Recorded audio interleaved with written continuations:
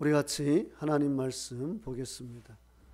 하나님 말씀은 로마서 9장 1절부터 13절까지 보겠습니다.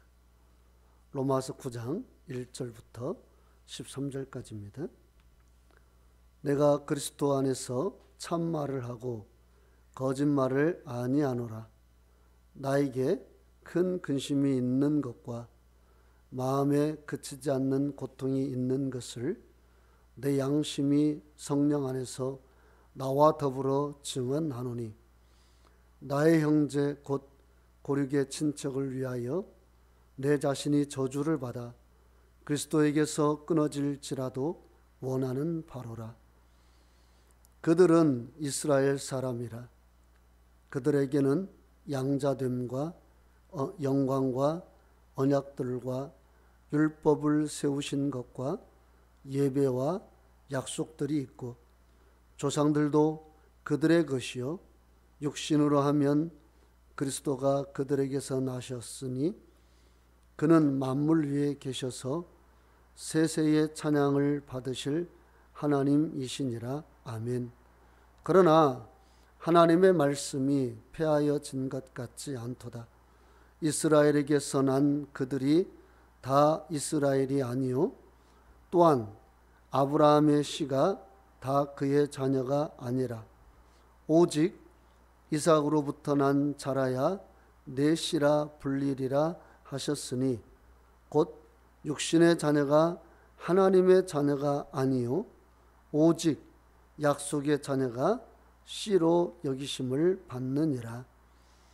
약속의 말씀은 이것이니, 명년 이맘때 이때에 내가 이르리니 사라에게 아들이 있으리라 하심이라.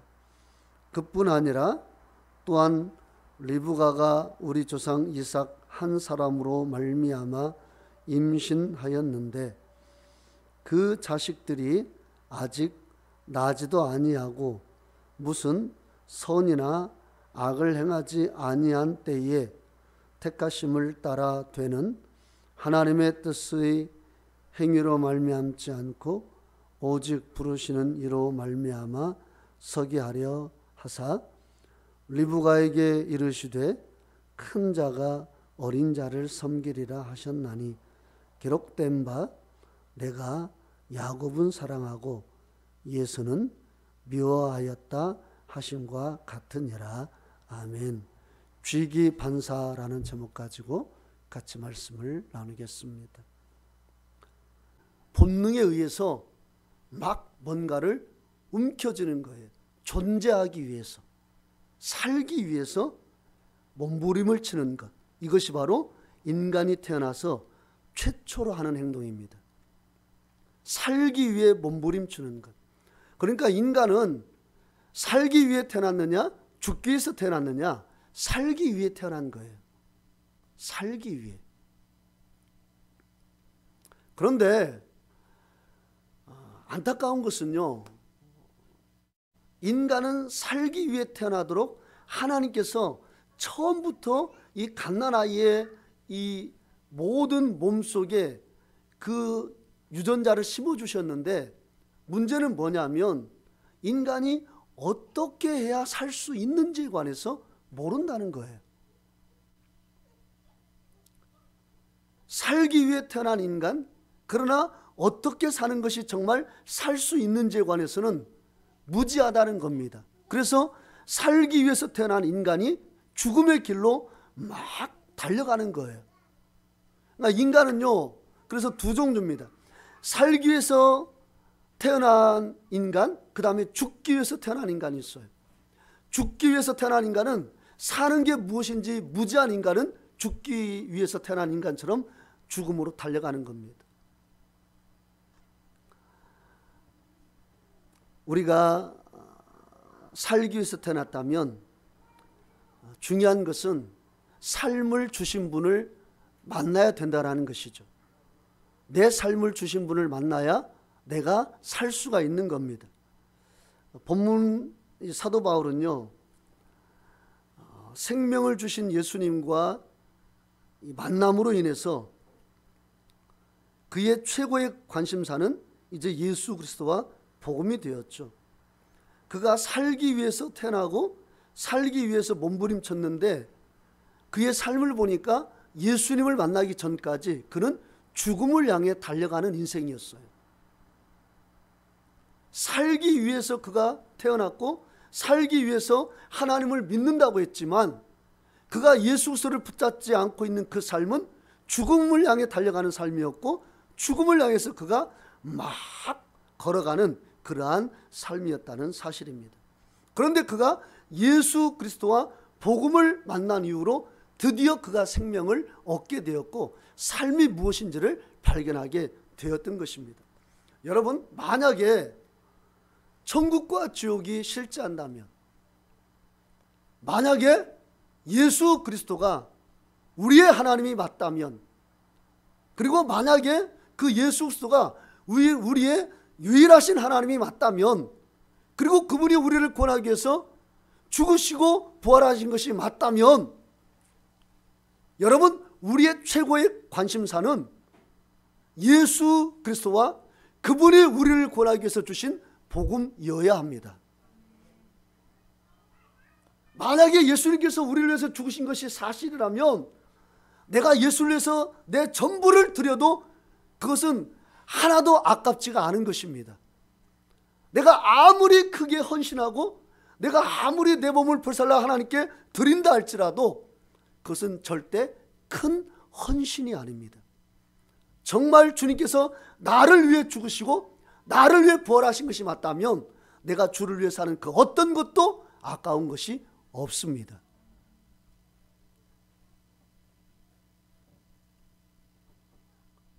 사도 바울은요, 예수 그리스도와 복음을 접한 뒤에 새 생명을 얻고 난 그 뒤에 주님께서 그에게 사명을 주시죠. 어떤 사명을 주십니까? 갈라디아서 2장 8절 한번 볼까요? 갈라디아서 2장 8절을 같이 보겠습니다.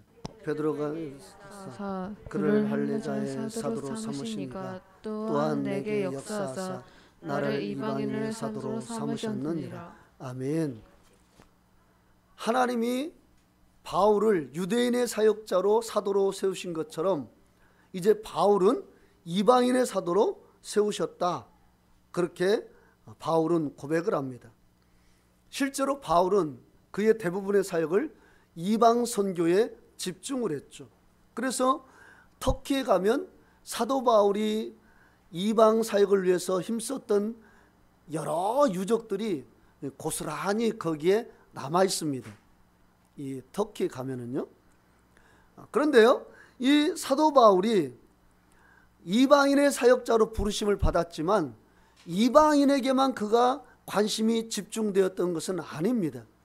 그가 이제 새 생명을 얻고 사는 것이 무엇인지 발견한 이후에 이방인의 사도로 선교에 집중했지만 다른 한편으로 이방인이 구원받는 그 모습을 보면서 한편으로 그 마음속에 어떤 마음이 들었냐면 내 민족은, 내 백성은, 그리하여 그 마음속에 자기 민족, 자기 백성을 향한 뜨거운 마음이 그 안에서부터 불타올랐습니다. 왜냐하면 그들은 많은 것을 받았지만 예수 그리스도를 모르기 때문에 지옥 백성의 그 길로 가고 있다는 것이 보였기 때문에 사도 바울은 이방인의 사역을 감당하면 감당할수록 자기 백성을 향한 연민의 마음이 컸습니다. 자, 본문 우리 4절 5절 같이 한번 읽어봅시다.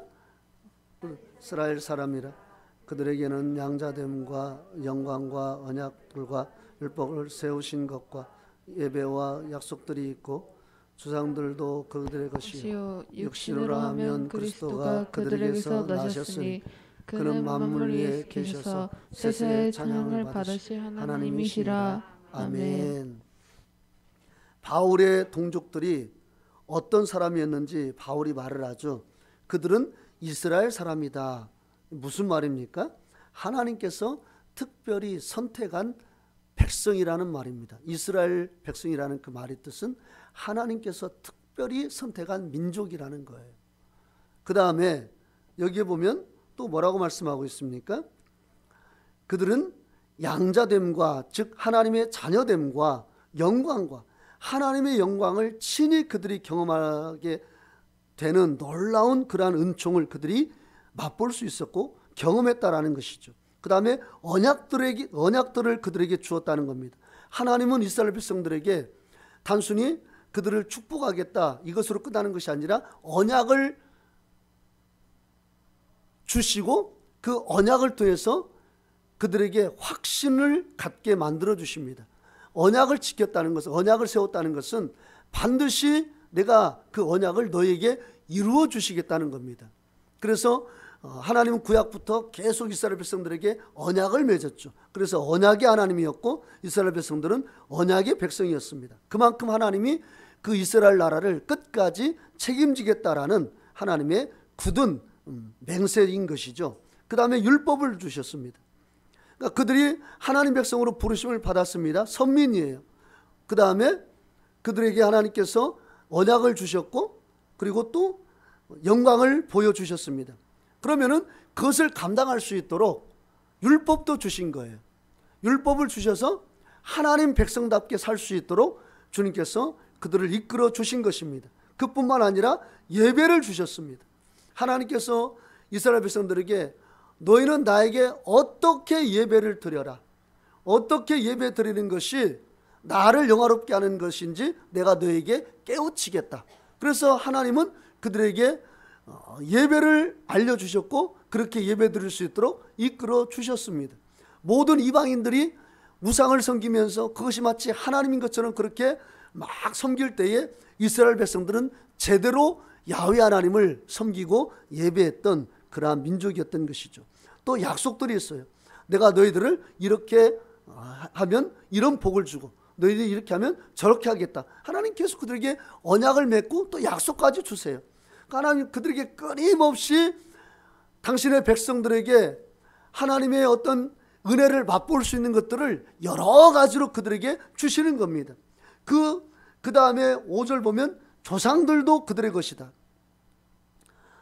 우리가 만나고 싶어하는 다윗, 또 다니엘, 사무엘, 또 엘리야, 엘리사, 또 누가 있습니까? 요셉, 야곱, 그 다음에 베드로, 바울 사도, 야고보 사도, 그 다음에 빌립 사도, 나다나엘 사도, 이런 여러 성경에 정말 기라성 같은 그 인물들, 그들이 다 이스라엘 백성들 안에 있었던 분들이고 이스라엘 자손이에요. 그러니까 그들은 얼마나 어떤 큰 영예이고 특권인지 몰라요. 우리에게 이순신 장군이 있고 세종대왕이 있죠. 이건 우리에게 큰 영광입니다. 정말 이런 분들이 우리의 조상이었다는 게 우리에게는 큰 영광이죠. 그러니까 이스라엘 백성들에게는 이 모든 선진들이 다 그들에게는 영광이었습니다. 자랑할 것들이 너무나 많죠. 가장 큰 은혜는 뭐였냐면 바로 예수님께서 그들에게서 나셨다는 겁니다. 육신으로 하면. 그러니까 혈통적으로 하면 예수 그리스도가 바로 이스라엘 백성에게 나셨다는 거예요. 그런데 그분은 어떤 분이에요?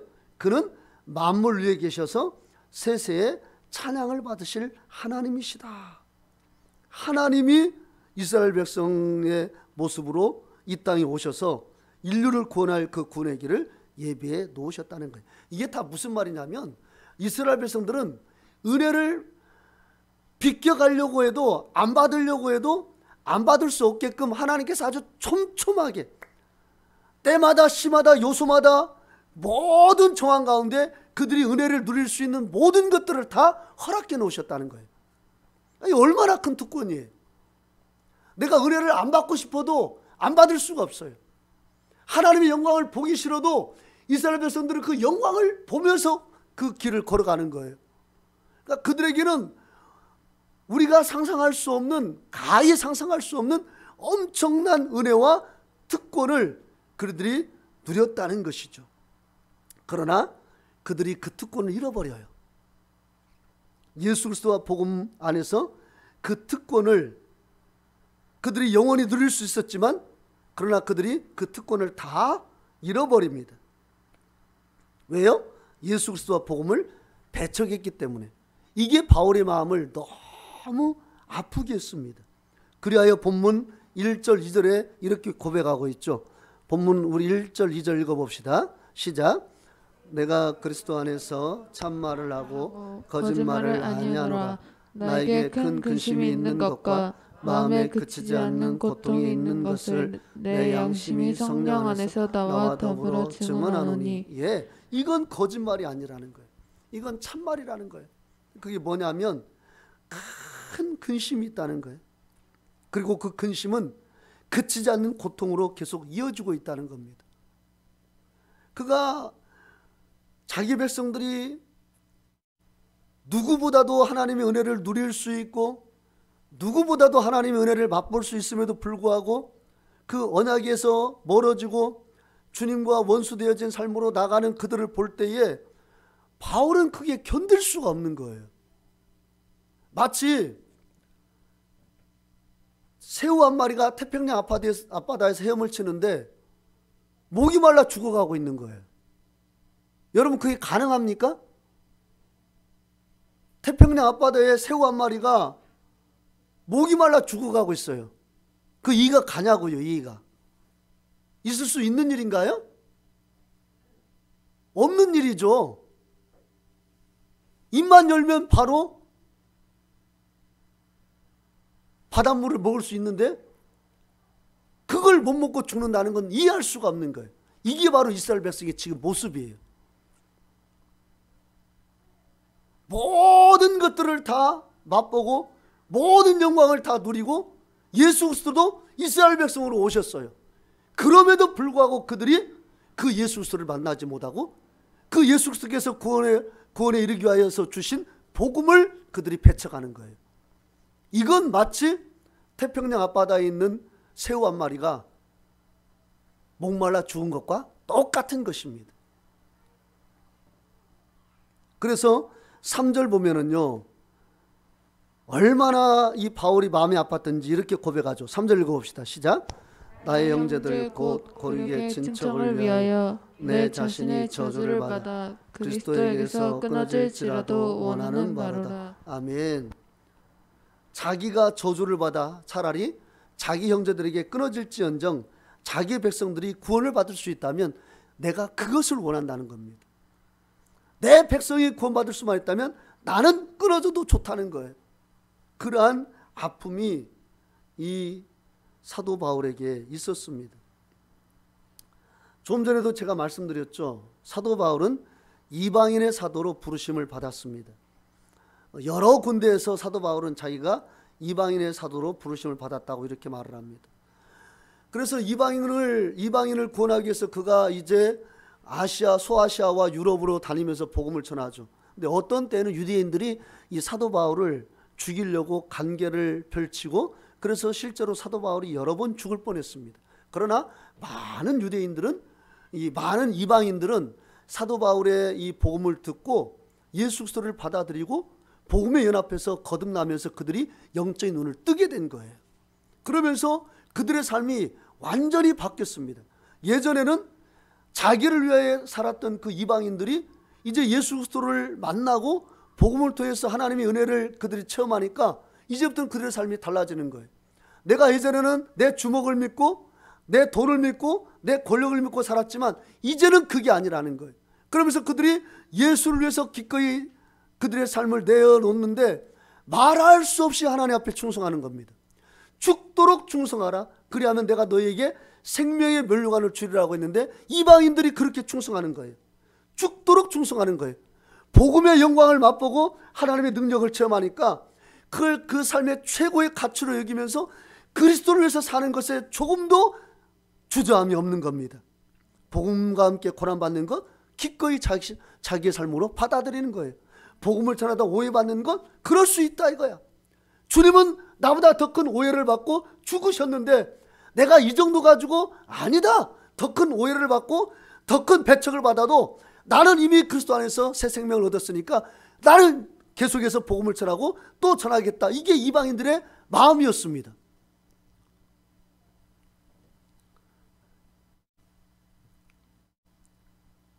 바울이요,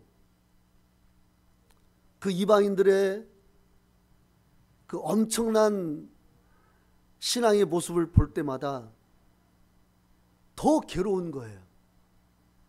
한편으로는 이방인들이 그렇게 구원받고 하나님 은혜 안에 들어와서 그들의 삶의 어떤 결론으로 나는 예수 그리스도와 복음을 택했다라고 고백하면서 그것이 그들의 삶의 전부로 여기고 그렇게 삶의 모습을 보면서 바울은 너무나 기뻤습니다.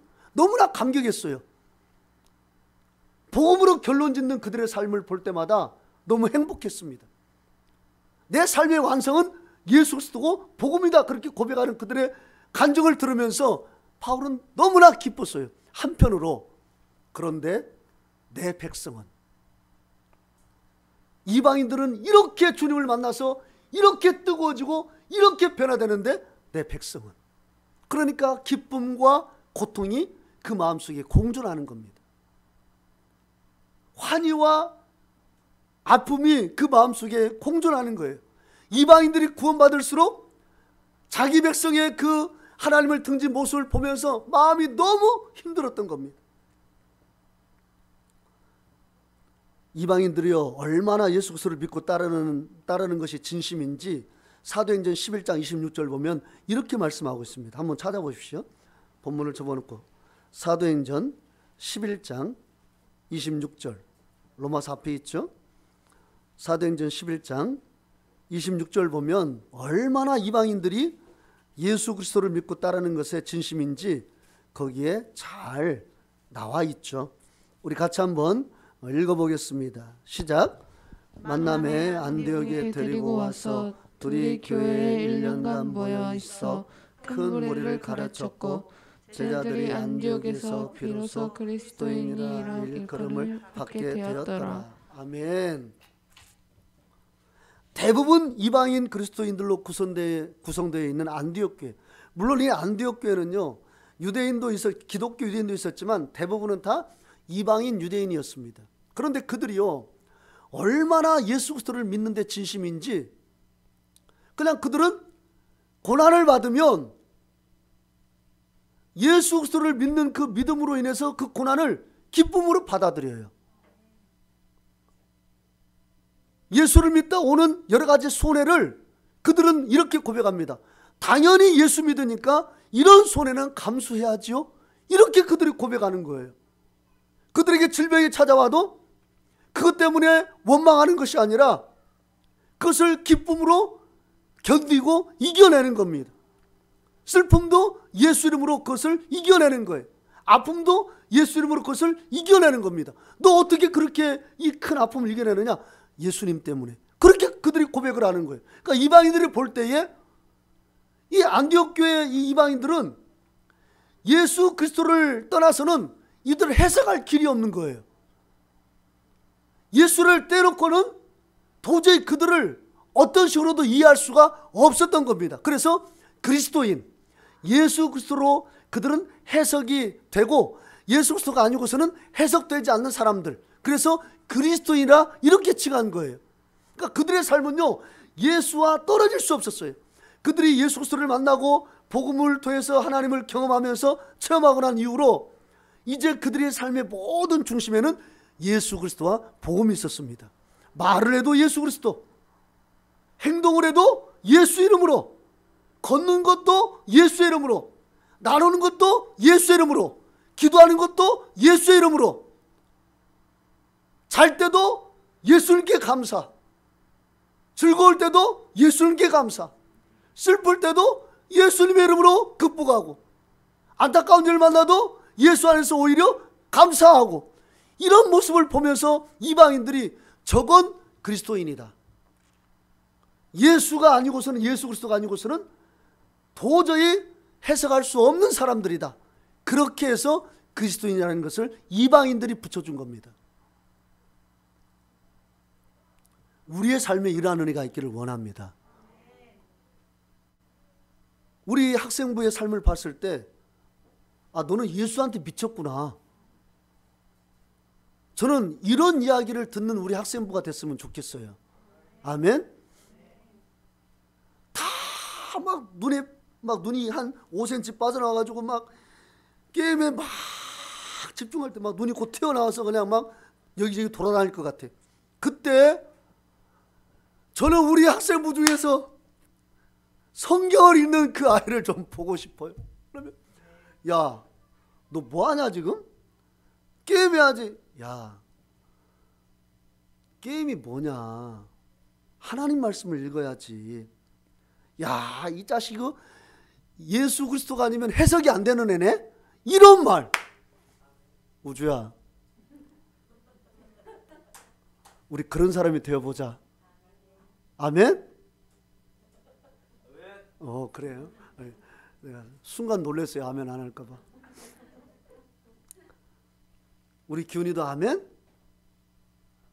네. 우리 최선영 쌤도 아멘? 네. 우리 미나는? 좋아요. 우리 미연이도 아멘이죠? 네. 저는 진짜 그런 모습을 보고 싶어요. 이 땅에서 아이들의 살아가는 모습, 어른들의 살아가는 모습 다 똑같아요. 다 무엇인가 홀려 있어요. 다 뭔가 좀 먹고 살만하면 뭔가 좀 즐기는 것에 다 홀려 있고, 다 드라마에 홀려 있고, 다 스마트폰에 홀려 있고, 다 무엇인가 홀려 있어요. 그러니까 이 세상 사람들은 그냥 어떤 세상 문화로 그들을 해석할 수 있지 예수 그리스도는 해석이 안 돼요. 근데 우리 성도들도 똑같은 삶을 살아간다면 이건 뭔가 정말 우리가 다시금 생각을 해봐야 돼요. 우리는 예수 그리스도로 해석이 돼야 되는 사람이에요. 아멘? 어떻게 저런 일을 겪으면서도 저렇게 웃을 수 있을까? 너 어떻게 그럴 수가 있니? 나 예수를 믿으니까. 나 예수를 안 믿으면 나 이럴 수가 없어. 나 예수 안 믿으면 옛날에 죽었을 사람이고, 나 예수 안 믿으면 옛날에 내가 어떻게 됐을지 몰라. 나 예수 안 믿으면 지금 이렇게 사는 것 상상할 수가 없어. 내가 지금 이렇게 사는 것은 예수를 믿기 때문이야. 내가 예수를 믿어서 이렇게 바뀌었어. 내 삶은 예수가 아니면 해석될 수가 없어. 여러분, 이렇게 고백할 수 있는 저와 여러분의 삶이 되기를 원합니다. 안디옥 교회 성도들이 그렇게 살았던 것처럼 오늘도 우리도 그렇게 살아야 되지요. 아멘. 초대교회 성도들은 믿음 때문에 목숨을 걸었어요.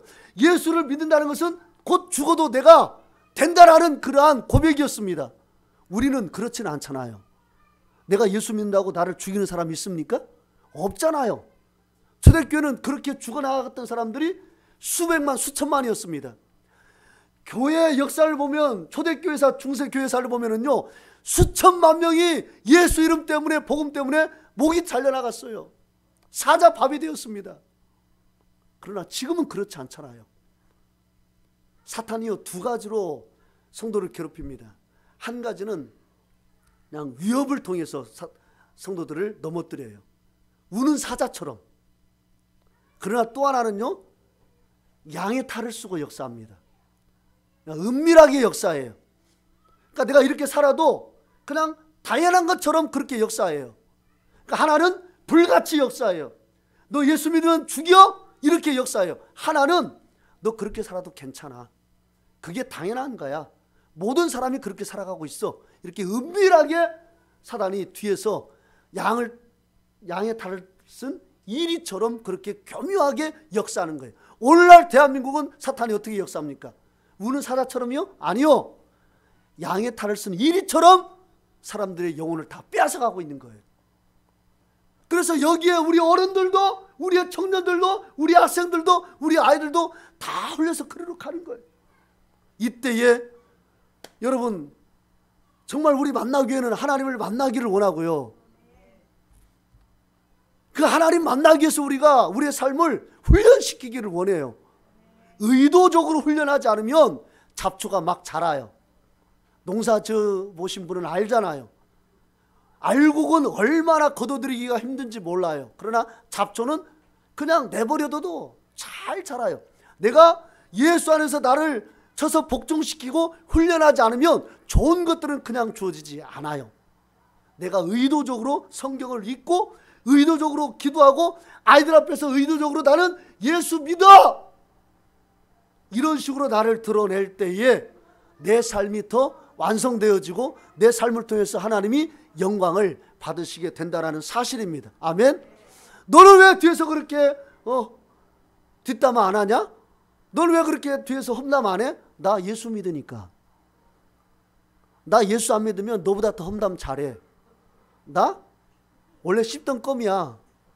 나 험담 구단이야. 내가 한번 험담해봐? 3박 4일 험담해도 모자라지 않아. 근데 안 하는 이유는 내가 예수를 믿으니까.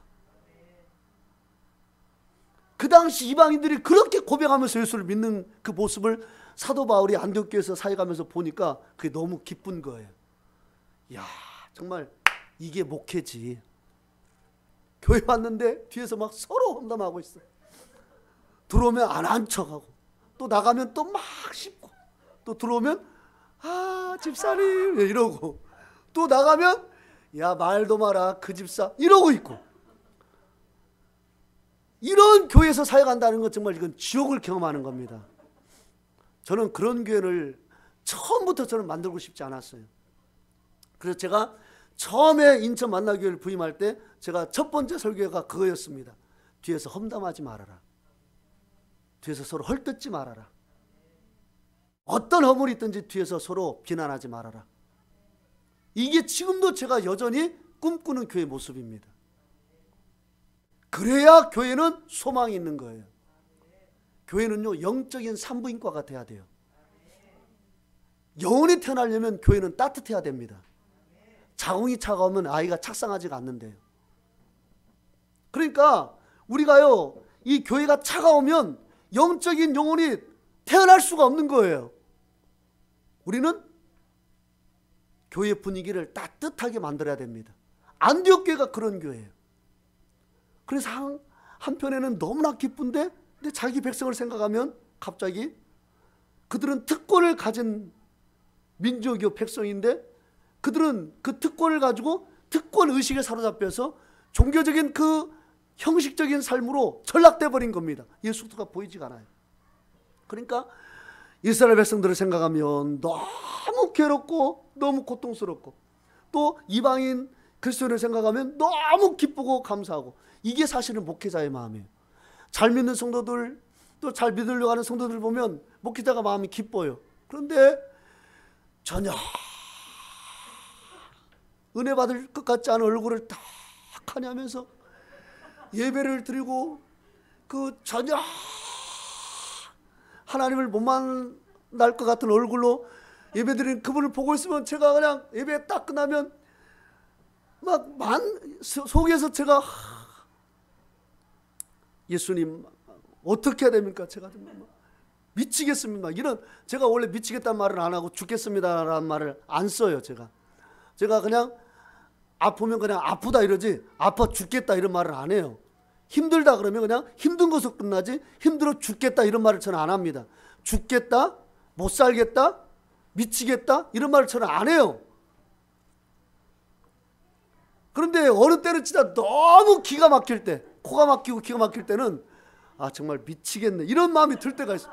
막 기도가 나와요. 하나님 이거 뭐 어떡합니까? 도대체 우리가 천국 가려고 예수 믿고 예수는 우리 천국으로 인도하기 위해서 이 땅에 오셔서 죽으시고 부활하셨는데 이거 어떡합니까? 이거 저 영혼을 잃어버리고 싶지 않은데 이거 어떡합니까? 이거 막 이런 마음이 들 때는 제가 막 진짜 견딜 길이 없는 거예요.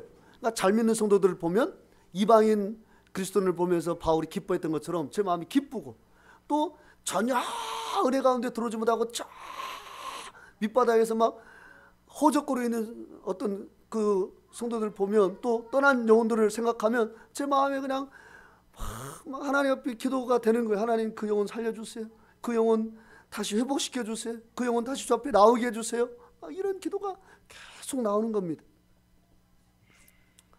자, 사도 바울이요 자기 백성들이 그런 모습을 봤을 때 너무나 가슴이 아프고 그냥 이건 정말 뭐지 이렇게 어떤 패닉 상태가 왔을 때 근데 하나님께서 그에게 메시지를 주십니다. 자, 6절 본문 로마서 9장 6절입니다. 로마서 9장 6절 같이 읽어보겠습니다. 9장 6절 시작. 그러나 하나님의 말씀이 빼앗은 것 같지 않도다. 이스라엘에서 난 그들이 다 이스라엘이 아니요. 예. 그러나 하나님의 말씀이 폐하진 것 같지 않도다. 무슨 말입니까? 유대인이 예수 그리스도를 불신했다고 해서 하나님이 저들을 선택한 것이 실패한 것이 아니라는 겁니다.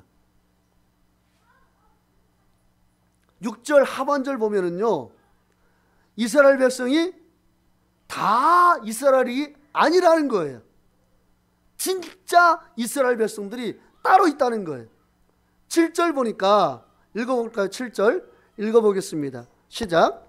또한 아브라함의 씨가 다 그의 자녀가 아니라 오직 이삭으로부터 난 자라야 내 씨라 불리리라 하셨으니. 예, 이삭으로부터 난 자라야 약속의 자녀라는 거예요.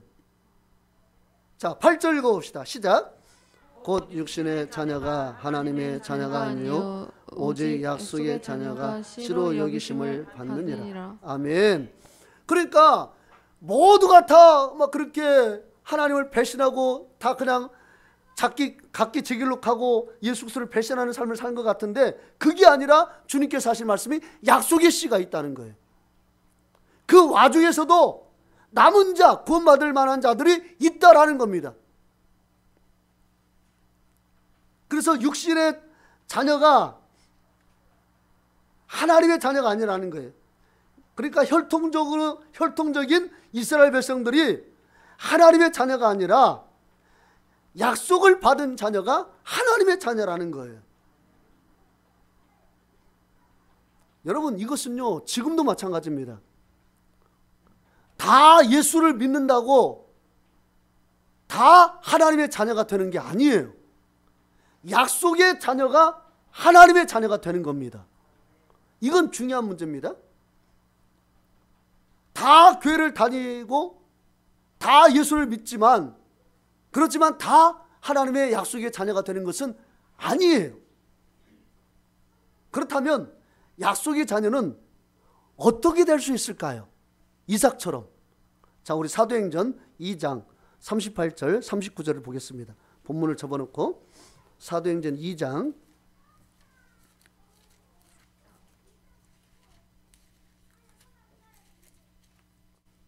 38절 39절 읽어보겠습니다. 시작. 베드로가 이르되 너희가 회개하여 각각 예수 그리스도의 이름으로 세례를 받고 죄사함을 받으라. 그리하면 성령의 선물을 받으리니 이 약속은 너희와 너희 자녀와 모든 먼데 사람 곧 주 우리 하나님이 얼마든지 부르시는 자들에게 하신 것이라 하고. 아멘. 이 말씀은 참 대단히 중요합니다. 여기 보면 회개하고 각각 예수 그리스도 이름으로 침례를 받음으로 죄사함을 받고 성령을 받으라 그랬죠. 그런데 39절 보면 이게 뭐예요? 이 약속은 이렇게 말하고 있습니다. 이게 약속이라는 거예요. 이 약속은 물과 성령으로 거듭나는 것은 하나님의 약속이라는 겁니다. 하나님의 약속의 씨가 되게 하는 은혜가 그 안에 담겨져 있다라는 거예요. 그러니까 복음은 예수님께서 죽으시고 부활하신 것인데 그 예수님이 죽으시고 부활하신 그 복음을 우리가 우리와 하나가 되게 하기 위해서 우리 것이 되게 하기 위해서 필요한 것은 우리가 회개하고 예수 이름으로 침례를 받고 성령을 받는 것인데 이게 바로 예수님의 그 죽으심과 부활에 연합하신 것인데 이것은 약속이라는 거예요. 약속의 씨가 되게 하는 거라는 사실입니다. 그래서 이 고린도후서 1장 20절 보면은요 이렇게 말씀하고 있어요. 한번 찾아봅시다. 고린도후서 1장 20절. 고린도후서, 로마서 뒤에 고린도 전후서가 있죠. 고린도후서 1장 20절입니다.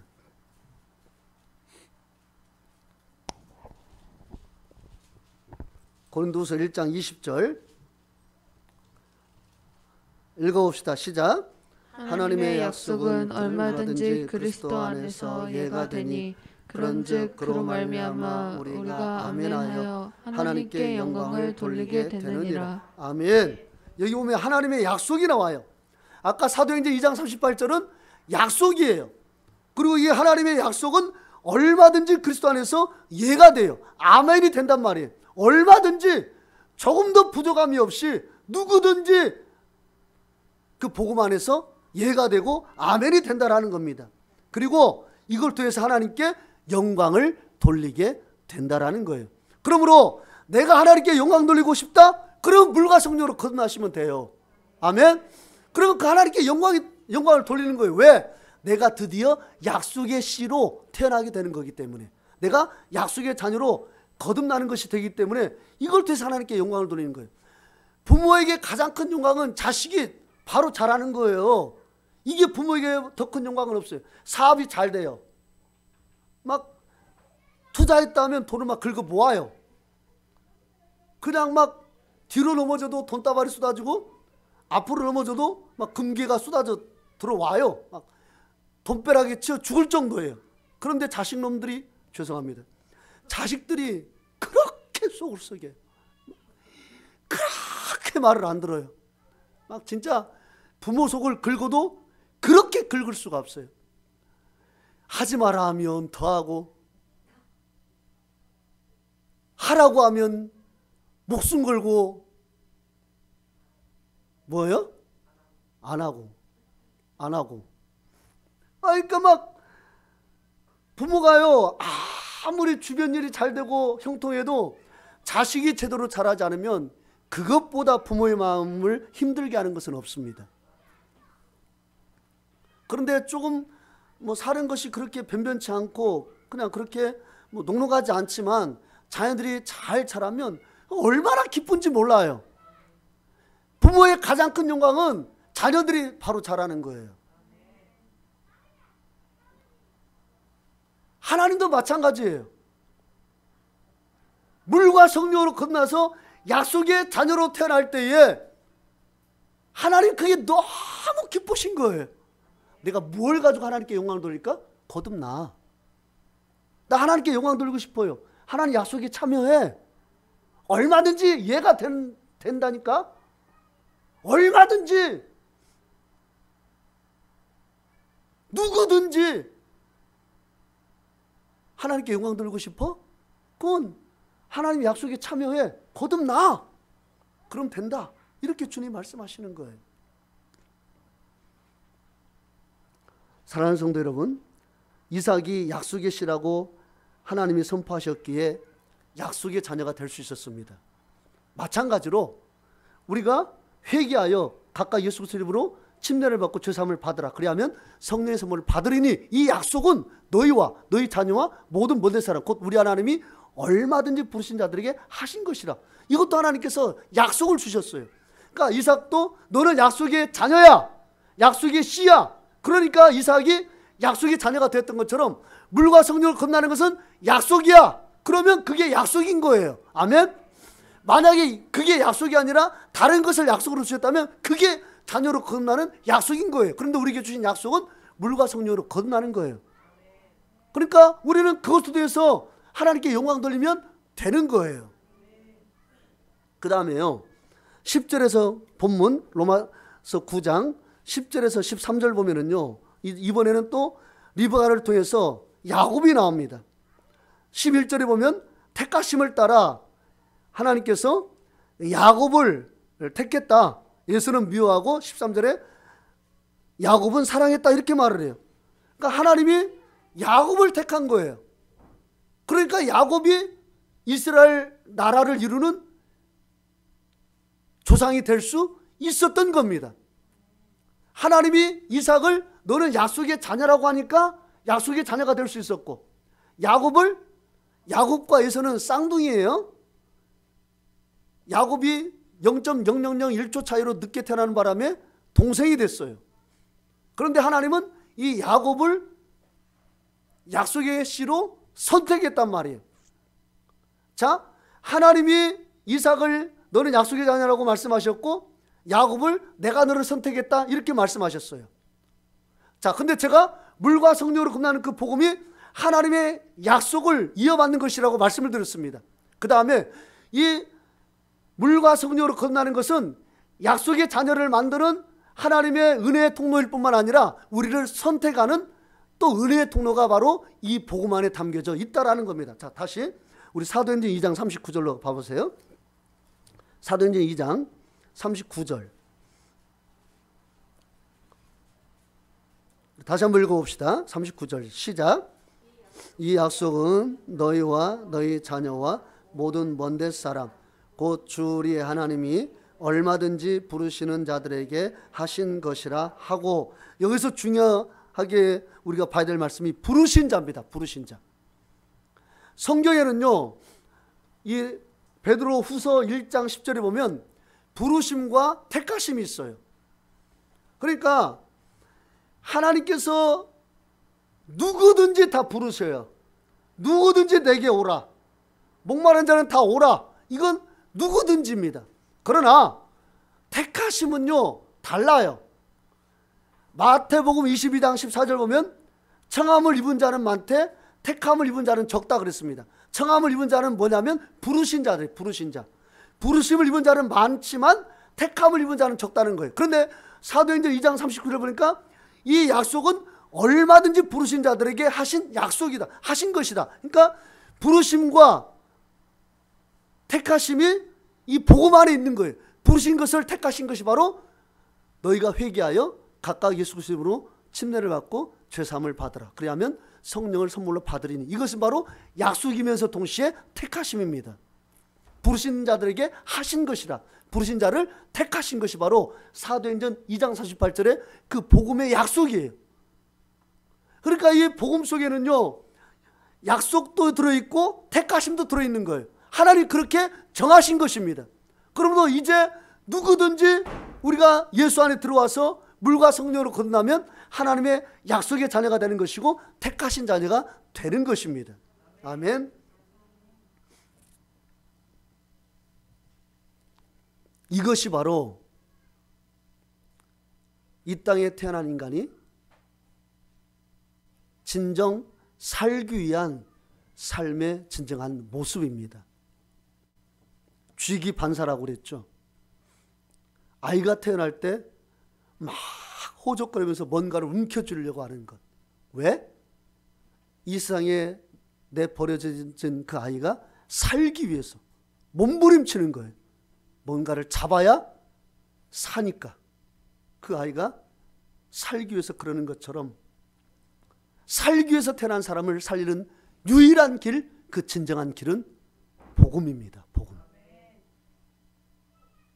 그러므로 우리가요 이 복음을 통해서 영혼들을 살려내기를 원합니다. 저 영혼을 주시든지 아니면 나를 데려가시든지 이러한 마음으로 우리가 그들에게 복음을 전하기 원하고 그렇게 하나님 앞에 기도하면서 나가기를 원합니다. 여기서 우리가 조금도 타협이 없기를 원합니다. 여러분 기억하십시오. 모든 사람은 지금 살기 위해서 태어났습니다.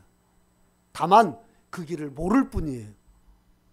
우리는 알고 있습니다.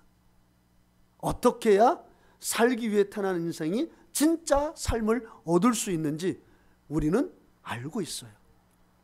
우리가 이 귀한 복음을 가지고 있는 자로서 사명을 갖고 우리가 이 땅을 살기를 원합니다. 누구에게든지 만나는 자에게든지 교제하다가 혹시 그분에게 뭔가 마음의 감동이 오면 하나님께 교제하면서 기도하십시오. 주님, 내가 이분에게 복음을 전할 수 있도록 길을 열어주세요. 이분에게 제가 복음을 전하고 싶어요. 도와주세요. 우리는 뿌리는 거예요. 거두는 것은 하나님이 하시는 거예요. 계속해서 뿌리는 겁니다. 저와 여러분의 삶을 통해서 살기 위해서 태어난 인생들을 살게 하는 귀한 은혜가 있기를 주의 이름으로 축원합니다.